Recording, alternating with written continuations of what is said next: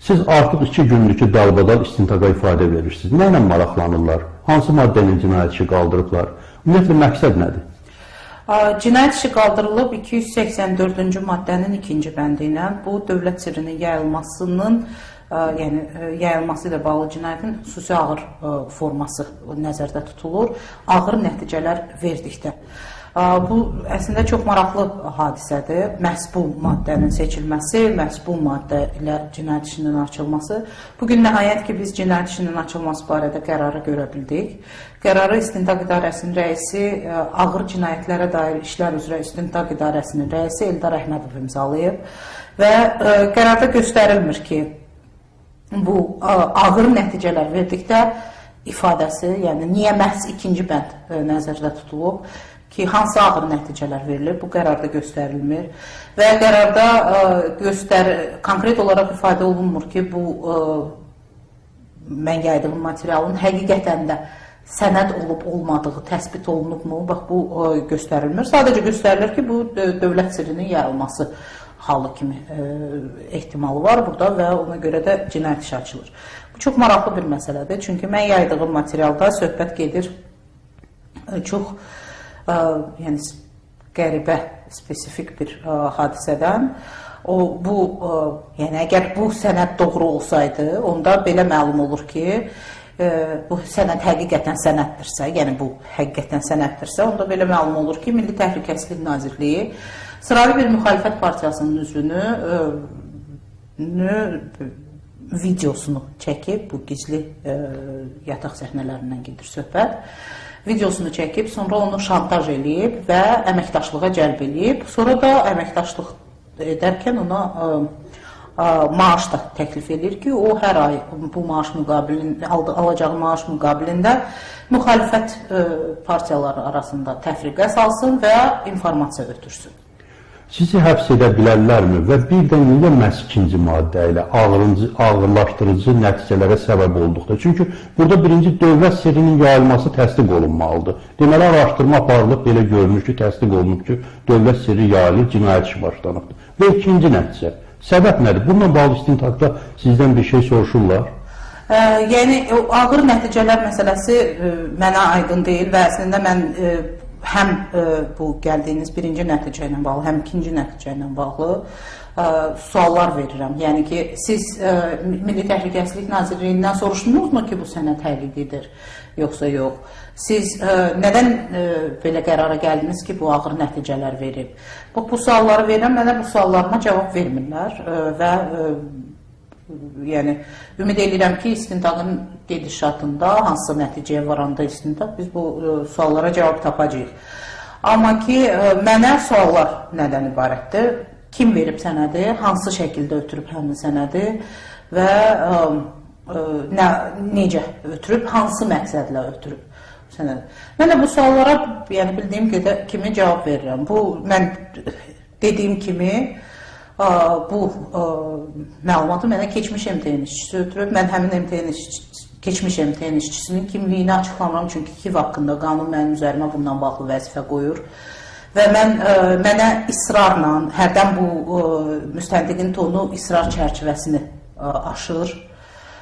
İsrarla deyirlər ki, mən bu məlumatı hökmən verməliyəm. Mən də deyirəm ki, yox, mən bundan razı deyiləm və KİV haqqında qanuna görə mən məlumat mənbələrimi qorumalıyam.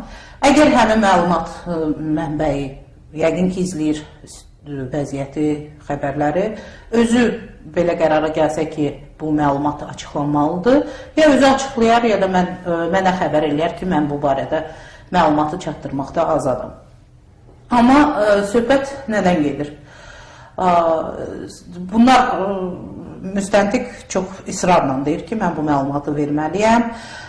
Spesifik suallar verirlər. Düzü, məni ən çox narahat edən məsələ həm də bu spesifik sualların, yəni mənim, deyək ki, mən bilgisayarımla bağlı mənə suallar verirlər, belə suallar verirlər. Mən də düzü bu suallara cavab verməkdə o qədər rahat deyiləm. Mənim bilgisayarım, onun içində nə var, nə yox, bu çox məhrəm məsələdir. Mən bu məhrəm məsələləri açıqlanmır, yəni müstəntiqə deməyə istəmirəm bu məlumatda. Əgər niyə hökmən mənim bilgisayarımla maraqlanırlar, bunu başa düşə bilmirəm. Hər halda iki maraqlı məsələ ortaya çıxır. Bir, cinayət işinin açılması ilə bağlı qərarda qeyd olunur ki, mən xidməti vəzifəmlə bağlı bu məlumatı almışam. Bu da təqribən belə bir cəhddir ki, məni həmin məlumatın yayılmasına görə məsul duruma gətirsinlər. Çünki biz bilirik ki, dövlət sirrinin qorunması üçün yalnız onu xidməti vəzifəsi ilə bağlı daşıyan adamlar, vəzifəli şəxslər məsuldurlar. Onlar da bu ifadə təxmin edirəm ki, bundan bağlıdır. İkincisi, bugün məndən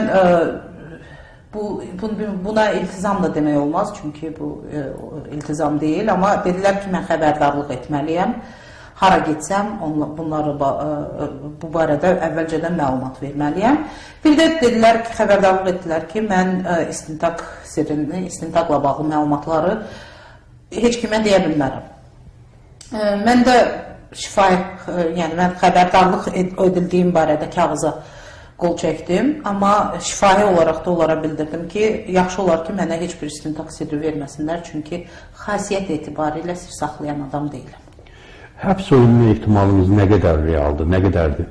Yəni, əslində, tez-tez bu ifadəni mənə deyirlər. Yəni, bugün də mənə dedilər ki, hətta dedilər ki, 6 aya qədər iş düşür məlumatı verməməyə görə. Belə ifadələr işlədirlər. Misal üçün, mənə deyirlər ki, sizin qeydiyyat ünvanın və yaşadığım ünvanla bağlı ziddiyyət var. Bundan bağlı mənə deyirlər ki, bu bir... Yəni, tez-tez yadıma salırlar həbs perspektivini. Amma ki, məncə bu sadəcə belə yüngülvari təzyiq vasitəsidir ki, o da, yəni mən o qədər də həssas deyiləm belə məsələlərə. Son sual, bu sizlə bağlı bir sıra saytlarda məlumatlar yayıldı ki, güya Azərbaycanda müxalifətin daxilində, yəni Azərbaycanın təhlükəsizlik orqanlarının işləyən adamların siyasını tərtib edib Amerikanın dövlət departamentinin əməkdaşlarına təqdim edilsi. Bu nə qədər realdır? Bu, əslində mən dərhal buna çox qeyri-ciddi reaksiya verdim. Yəni, zarafata salmaqdan başqa çarəm yox idi, çünki çox qeyri-ciddi söhbət idi. Birinci, məndə bu məlumat nə gəzir? İkinci, məndə bu məlumat varsa, mən onu Amerikalılara ötürməmişdən qabaq bu məlumatı öyrənməkdə maraqlı olan Azərbaycan vətəndaşlarına çatdıraram.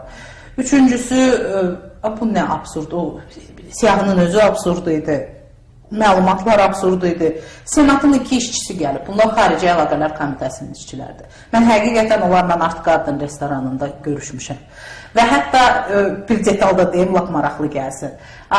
ABŞ Senatı, ABŞ Kongresi və Senat da onun bir parçasıdır və Azadlıq Radiosunun bir prinsipi var. Biz bu iki qurumun işçiləri bir-birinin yeməyinin pulunu ödəyə bilməzlər. Ona görə biz hətta Alman hesabı ilə ödəmişik orada hesabı. Yəni bu qədər hətta...